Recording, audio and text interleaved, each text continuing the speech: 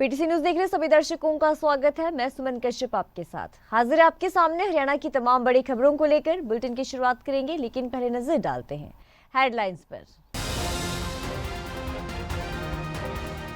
सुबह से हो रही बरसात फसलों के लिए फायदेमंद, बारिश से दिन और रात के तापमान का अंतर होगा कम, ये कहा कृषि वैज्ञानिक ने। किसानों ने कहा फसलों के लिए बारिश साबित होगी। मंत्री श्याम सिंह राणा ने पूर्व पीएम डॉक्टर मनमोहन सिंह के निधन पर जताया शोक, कहा देश ने महान राजनीतिक नेता और कुशल अर्थशास्त्री को खोया। पूर्व शिक्षा मंत्री कंवरपाल गुर्जर का किसान आंदोलन को लेकर बयान, कहा हरियाणा के किसान बताएं वो किस बात के लिए करेंगे आंदोलन। नारनौल में नागरिक अस्पताल की पुरानी बिल्डिंग में शॉर्ट सर्किट से लगी आग, आग लगने से मरीजों में मची भगदड़, दमकल विभाग के कर्मचारियों ने आग पर पाया काबू। पानीपत में किसानों से ठगी करने वाले आड़ती को पुलिस ने किया गिरफ्तार, पानीपत के करीब 60 से 70 किसानों से की ठगी, करीब 4.5 करोड़ रुपए हड़प कर हो गया था फरार।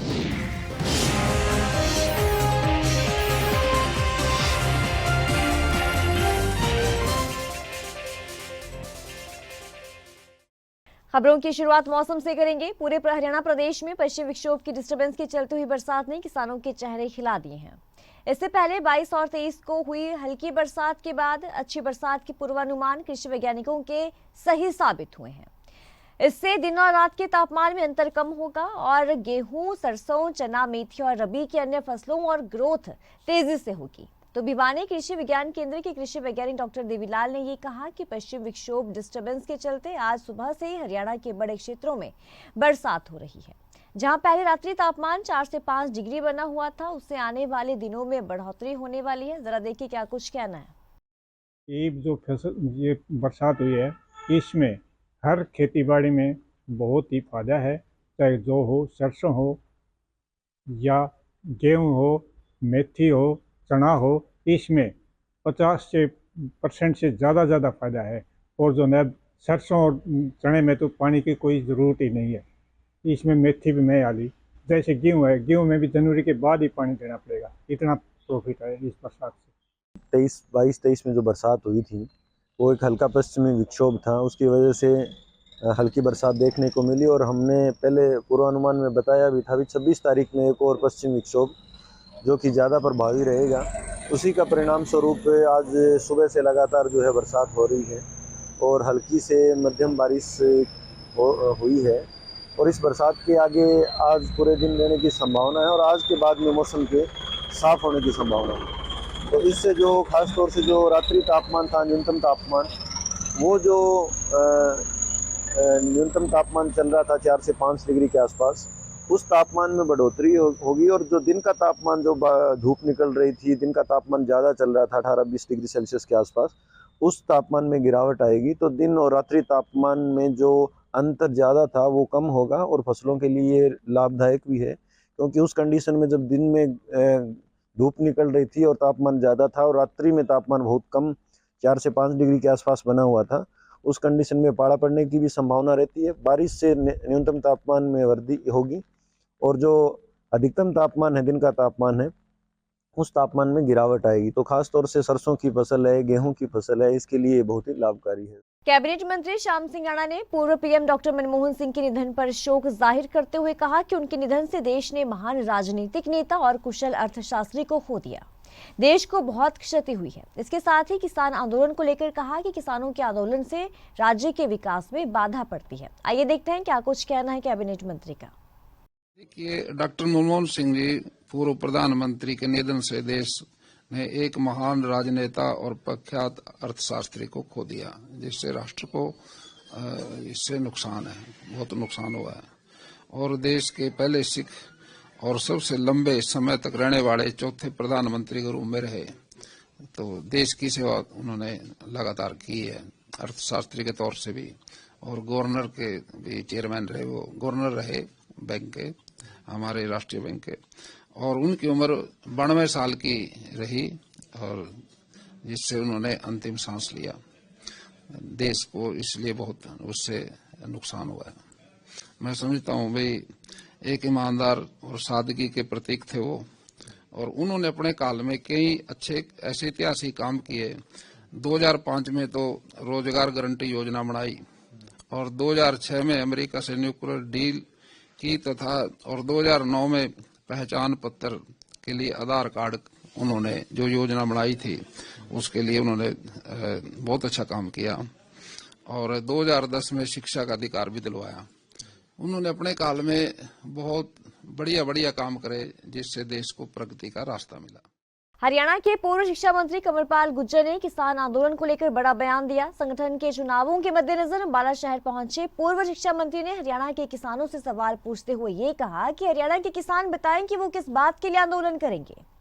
हरियाणा पहले ही 24 फसलों पर MSP दे रहा है और ये उनकी मुख्य मांग है। उन्होंने कहा कि मुझे नहीं लगता कि किसानों के पास कोई डिमांड है। अगर कोई आंदोलन करना चाहता है तो क्या ही कह सकते हैं। एक बार उनसे पूछो ना किस बात के लोग आंदोलन करेंगे, पूछो तो सही ना, क्या क्या डिमांड है। मतलब सारी फसलें जब सारी फसलें पे MSP दे रहे हैं तो उसके बाद तो कोई डिमांड नहीं होगी कोई भी। तो मैंने समझता अगर उनके पास कोई डिमांड है वो आंदोलन के लिए आंदोलन कोई करना चाहता है, हम क्या कह सकते हैं। देखिए हमारे यहाँ तो ये सिस्टम है कि हर 3 साल के बाद चुनाव होता है और उसमें हम अपने साधारण सदस्य बनाते हैं। साधारण सदस्य के बाद हम अपना बूथ की रचना करते हैं, बूथ में हमारी कमेटी गठित होती है, उसके बाद हमारा मंडल होता है और एक विधानसभा हल्के में लगभग औसतन 4 मंडल हमारे 3-4 मंडल होते हैं। अब तो लगभग 4 ही होते हैं सारे। उसके बाद मंडल का चुनाव है, मंडल के चुनाव के बाद फिर जिले का चुनाव, फिर प्रदेश का, फिर देश का चुनाव है। तो जो प्रजातंत्र है ना वो वास्तविकता में हम हमारे यहाँ पार्टी में भी वही प्रजातंत्र है। अन्य पार्टियों में क्या है, बात तो प्रजातंत्र की करते हैं और सिस्टम में भी प्रजातंत्र के हैं, लेकिन स्वयं अपनी पार्टी में उनकी प्रजातंत्र है नहीं। तो ऐसे लोग जिनके यहाँ अपने आप प्रजातंत्र नहीं है वो क्या प्रजातंत्र सिखाएंगे लोगों को। लेकिन हमारे यहाँ सारा का सारा एक चुनाव के तरीके से सारा काम होता है। नारनौल के सरकारी नागरिक अस्पताल में बीती रात 1 बजे शॉर्ट सर्किट से आग लग गई। यह आग अस्पताल के पुराने वार्ड की OPD बिल्डिंग में लगी और OPD बिल्डिंग के साथ ही भर्ती वार्ड है, जहां पर जच्चा बच्चा वार्ड के मरीजों को ऑपरेशन करने के बाद महिलाओं को भर्ती किया जाता है। इसके अलावा भी जितने ऑपरेशन किए जाते हैं उन सभी मरीजों को इसी वार्ड में भर्ती किया जाता है। जिस स्थान पर आग लगी और जहां मरीज भर्ती किए गए थे, जैसे अस्पताल प्रशासन को आग लगने की सूचना मिली तो आनन फानन वार्ड को खाली करवा लिया गया। मेडिकल ऑफिसर की अगर माने तो जो ये आग है वो शॉर्ट सर्किट लगने से हुई है और जिस पर काबू पा लिया गया था और किसी भी तरह की जनहानि इस आगजनी में नहीं हुई है। मेरे घर वाले को ऑपरेशन करवाया था, वहाँ जहाँ पुराने बिल्डिंग से आग लगी तो इसलिए हमें 20 मिनट में यहाँ आया और एम्बुलेंस की गाड़ी भी आई, सारे काम हुए थे और पुलिस प्रशासन भी था। रात को एकदम खुड़का हुआ था, सब बाहर आके देखने लगे तो बहुत तेज आग लग रही थी और एकदम धुआं हो गया। सब डॉक्टर बोली सब पेशेंट बाहर निकलो, जल्दी से एम्बुलेंस में या पैदल जाओ, कैसे भी जाओ, नए वाले अस्पताल में जाओ। हमारी बहू को तो यहाँ आते ही 5 मिनट में लड़का हो गया था भाग दौड़ में। फिर वहाँ सब कुछ छोड़ छाड़ के बेचारे सब अपने कपड़े बिस्तर सब छोड़ छाड़ के आ गए। तो रात को अस्पताल में आग लगी? हाँ, बहुत तेज आग लगी थी। फायर ब्रिगेड की गाड़ी आई थी? वो नहीं देखी, हम तो भाग लिए थे सब, बाद में रहने वाले ने देखी होगी। रात में हमारी पुरानी बिल्डिंग में एक शॉर्ट सर्किट हो गया था, जिसकी वजह से बिल्डिंग में थोड़ा धुआं लग गया था। उसकी वजह से सभी पेशेंट्स को वहां से खाली करा के इमरजेंसी में शिफ्ट कर दिया गया। पानीपत में किसानों के 4 करोड़ से ज्यादा हड़प कर 3 साल से फरार चल रहे आढ़ती को पुलिस ने गिरफ्तार कर लिया है। आपको बता दें कि पानीपत के सिवाहा निवासी आरोपी आढ़ती करमवीर को CIA 1 की टीम ने सनौली से गिरफ्तार किया था। इसके बाद लगातार पूछताछ की गई तो पता चला कि आरोपी आढ़ती पानीपत जिले के करीब 60 से 70 किसानों के लगभग 4.5 करोड़ रुपए हड़प कर फरार हो गया था। वो गुजरात में पिछले 3 सालों से ड्राइवर की नौकरी कर रहा था और जब उसे बच्चों की याद सताने लगी तो वो मंगलवार को उनसे मिलने के लिए सनौली पहुंचा।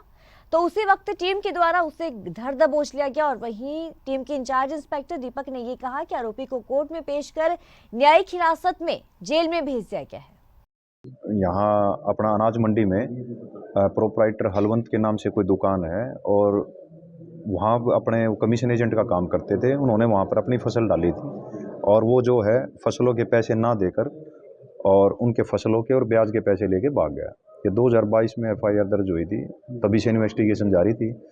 तो बेसिकली जो हलवंत है उनका लड़का है करमवीर, वो प्रोपराइटर था, वो इसका सारा काम, ये दुकान का सारा आड़त का काम, वो कमीशन का वो संभालता था।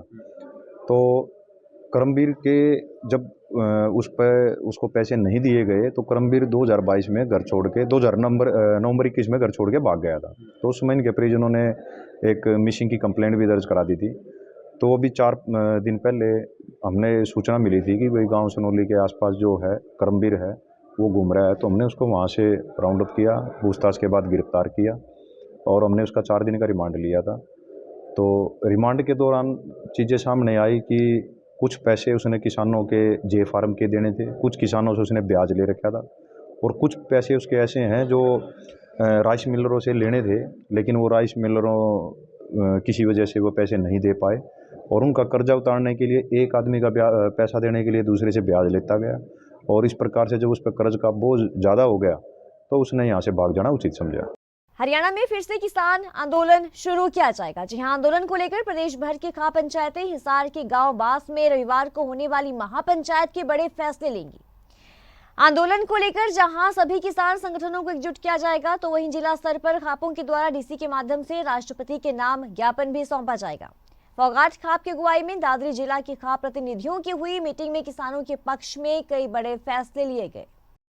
अंबाला कैंट में नगर परिषद के चुनाव का बिगुल बज चुका है। प्रशासन की तरफ से नगर परिषद चुनावों को लेकर तैयारियां पूरी कर ली गई हैं। अंबाला कैंट में वार्ड बंदी भी हो चुकी है। अंबाला कैंट में 32 वार्ड बनाए गए हैं। अंबाला कैंट में 1,70,000 से ज्यादा वोटर्स हैं। तो एक तरफ जहां भाजपा के संभावित कैंडिडेट के द्वारा चुनावों को लेकर पूरी तैयारी हो चुकी है, तो वहीं कांग्रेस की तरफ से भी चुनावों को लेकर तैयारी पूरी की गई है। अब की बार कांग्रेस पार्टी के द्वारा चुनाव पार्टी के सिंबल पर लड़ा जाएगा। हालांकि भाजपा के द्वारा भी घोषणा नहीं की गई है कि भाजपा नगर परिषद का चुनाव पार्टी के सिंबल पर लड़ेगी या नहीं। म्युनिसिपल काउंसिल अंबाला कैंट में कुल 32 वार्ड हैं। इसके लिए सीटों के निर्धारण के लिए कल ड्राफ्ट लोट्स हुआ डीएमसी कार्यालय में और डीएमसी साहब के द्वारा कल जो ड्राफ्ट फाइनलाइज हुआ, जो कमेटी के सामने हुआ, उसमें एससी के लिए 7 वार्ड रिजर्व हुए हैं और एससी वीमेन के लिए इन 7 में से 3 वार्ड 4, 20 और 30 नंबर वार्ड एससी वीमेन के लिए रिजर्व हुआ है। इसी तरीके से बीसीए के लिए 3 वार्ड हैं, 5, 12, 17 और इसमें 17 वार्ड बीसीए वीमेन के लिए रिजर्व हुआ है। बीसीबी वीमेन के लिए 2 नंबर वार्ड रिजर्व हुआ है और वीमेन के लिए 9, 11, 13, 16, 31, 32 ये वार्ड वीमेन के लिए रिजर्व हैं। शेष 15 वार्ड अनरिजर्व। तो साल 2024 खत्म होने जा रहा है, नए साल 2025 का काउंटडाउन शुरू हो गया है। तो वहीं हरियाणा के लिए ये साल काफी उतार चढ़ाव भरा रहा। साल भर कई मुद्दे गरमाए रहे, तो वहीं कई नेता अपने विवादित बयानों के लिए खूब चर्चाओं में रहे। तो चलिए ईयर एंडर 2024 में आपको नेताओं के बारे में बताते हैं जो अपने विवादित बयानों की वजह से सुर्खियों में रहे। एमएलए एमपी क्यों बनाते हैं? ताकि वो हमारी आवाज उठा सके, हमारी बात मनवाए, इसीलिए बनाते होंगे। कोई एम हमारी तो है नहीं जो चाटने के लिए बनाते हैं। भारतीय जनता पार्टी को जो वोट देता है और भारतीय जनता पार्टी का जो समर्थक है वो राक्षस प्रवृत्ति का व्यक्ति है। सिंगू बॉर्डर और बादरगढ़ बॉर्डर के पास की गांव की 700 लड़कियां गायब हैं। कहां पर गई किसी को पता नहीं। और अनूप को हमने बहुत प्यार, मान और सम्मान दिया था, पर मैं कहती हूँ अनूप से तो 2 मुआ सांप भी भला, जो डसने में पता तो चलते भी किस तरफ से डसेगा। अबे सरपंच कहाँ है? भाई कई सरपंच ना बोले आज बेचारा दिखा जाएगा भी माना फीलिंग भी आ जाएगी भाई, मारने को देखना आ रहा, हमारे को सुनना आ रहा। अपने बयानों को लेकर साल भर सुर्खियों में रहे मंत्री अनिल विज। दरअसल साल 2024 की शुरुआत मंत्री अनिल विज के विवादित बयानों से शुरू हुई थी, जब मंत्री अनिल विज ने फरवरी में कांग्रेस के राष्ट्रीय अध्यक्ष मल्लिकार्जुन खड़गे को लेकर आपत्तिजनक बयान दे दिया था और उनका ये बयान अखबारों की सुर्खियां बनी थी। अनिल विज ने कहा था कि खड़गे चाहते हैं कि उनकी बिरादरी वालों को ही कांग्रेस का बूथ एजेंट बनाया जाए। आपको बता दें कि कांग्रेस के राष्ट्रीय अध्यक्ष मल्लिकार्जुन खड़गे ने मंच से अपने भाषण के दौरान बूथ एजेंट चयन को लेकर कुत्ते से तुलना की थी। इसके अलावा अनिल विज केजरीवाल और प्रियंका गांधी के फिलिस्तीन वाले बैग पर विवादित बयान देकर भी साल भर सुर्खियों में रहे। वोटर्स को बोला राक्षस, हेमा मालिनी पर बयान देकर भी बुरे फंसे थे सुरजेवाला। साल 2024 में कांग्रेस सांसद रणदीप सुरजेवाला अपने विवादित बयानों के कारण काफी सुर्खियों में रहे। भाजपा सांसद और फिल्म अभिनेत्री रही हेमा मालिनी पर विवादित बयान देकर सुरजेवाला बुरे फंसते हुए नजर आए थे। हुआ यूं कि 1 अप्रैल को कैथल के फरल गांव में रणदीप सुरजेवाला पहुंचे थे। यहां मंच से सुरजेवाला ने हेमा मालिनी को लेकर विवादित बयान दे दिया था, जिसके बाद हरियाणा महिला आयोग ने उन्हें नोटिस तक भेज दिया था। एमएलए एमपी क्यों बनाते हैं?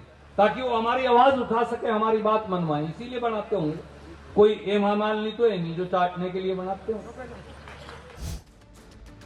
वहीं इसके अलावा कैथल में आक्रोश रैली में भाजपा को वोट देने वालों को लेकर सुरजेवाला इतने जज्बाती नजर आए कि उन्होंने वोट डालने वालों को राक्षस तक कह दिया, जिसके बाद काफी हंगामा भी हुआ था।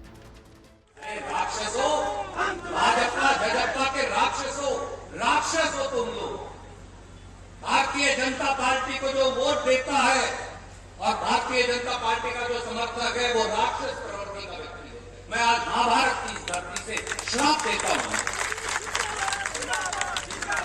जाकर पूछना है तो उस बच्चे के, उस बिटिया के, उस बेटे के माँ बाप से पूछो। तो कहता मौका तो दो, नौकरी मत देना। जब नैना चौटाला ने भाजपा उम्मीदवार को कहा था काला नाग। हरियाणा विधानसभा चुनाव के दौरान जेजेपी की पूर्व विधायक और पूर्व डिप्टी सीएम दुष्यंत चौटाला की मां नैना चौटाला अपने एक विवादित बयान को लेकर सुर्खियों में रही थी। उन्होंने पूर्व मंत्री अनूप धानक को लेकर विवादित बयान दे दिया था। नैना चौटाला ने आदमपुर में अपने बयान में कहा था कि अनूप धानक को हमने प्यार और मान सम्मान दिया, मगर अनूप धानक से तो 2 मुंहा सांप ही बेहतर है। एक तो भगवान ने अनूप धानक को शक्ल ही काले नाग जैसी दी। महिला सरपंच पर जब पुंडरी से विधायक ने दे दिया था विवादित बयान। इस साल पुंडरी से भाजपा विधायक सतपाल जांबा महिला सरपंच पर विवादित बयान देकर अखबारों की सुर्खियां बने। दरअसल मंच से भाजपा विधायक ने एक विवादित बयान दिया था।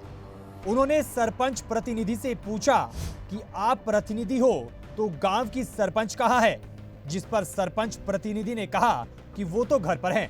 तभी विधायक सतपाल जांबा ने सरपंच प्रतिनिधि को सरपंचनी को बुलाने को कहा। इसके बाद विवादित बयान देते हुए उन्होंने कहा कि थोड़ी फीलिंग हमें भी आ जाएगी कि हमें भी कोई देखने आया है। भाजपा विधायक के इस विवादित बयान पर भारी हंगामा हुआ था। हमसे बड़ा कोई गुंडा नहीं, लीलाराम गुर्जर का ये विवादित बयान जब बन गई थी अखबारों की सुर्खियां। साल 2024 में हरियाणा की सियासत में कैथल से भाजपा प्रत्याशी रहे लीलाराम गुर्जर का एक विवादित बयान भी तमाम अखबारों और न्यूज चैनल की सुर्खियां बनी थी। दरअसल कैथल में हुई जन आशीर्वाद रैली में भाजपा प्रत्याशी लीलाराम गुर्जर ने कांग्रेस नेता रणदीप सुरजेवाला को खरी खरी सुनाई थी। उन्होंने सुरजेवाला को औकात में रहकर चुनाव लड़ने को कहा था और कहा था कि अगर गुंडागर्दी दिखाएंगे तो हमसे बड़ा कोई गुंडा नहीं है। तो ये थे अब तक की खास खबरों की ज्यादा अपडेट के लिए आप बने रहिए पीटीसी न्यूज के साथ।